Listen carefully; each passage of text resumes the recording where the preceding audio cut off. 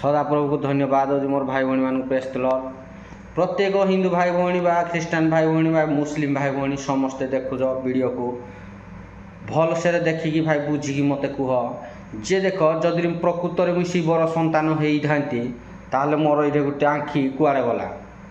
ମୁଇଁ ବି ବାଘ ଛାଲ ପିନ୍ଧିକି ବୁଲିବା ଜାଗାରେ ପ୍ୟାଣ୍ଟ ଶାଢ଼ୀ କିଆଁ ପିନ୍ଧିକି ବୁଲିଲି ଖାଲି ମୋତେ ଉତ୍ତର ଦେବ। ଯଦି ପ୍ରକୃତରେ ମୁଁ ବ୍ରହ୍ମା ପୁତ୍ର ହେଇଥାନ୍ତି 3ଟା ମୁଣ୍ଡ ମୋର ହେଇଥାନ୍ତା ସେ ମୁଣ୍ଡ କୁଆଡ଼େ ଗଲା ମୋର।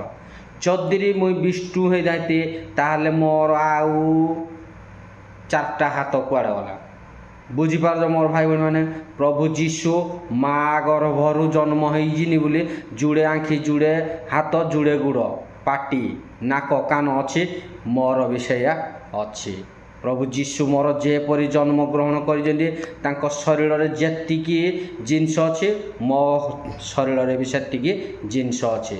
ଯଦି ମୁଇଁ ବ୍ରହ୍ମା ପୁଅ ହେଇଯାଇ ଶିବ ପୁଅ ହେଇଯାଇ କି ବିଷ୍ଣୁ ପୁଅ ହେଇଯାଇ ତାହେଲେ ମୁଇଁ ବି ବାପ ଗୁଣେ ପୁଅ ହେଇଥାନ୍ତି। ବାପ ଯେମିତି ପୁଅ ହେମିତି।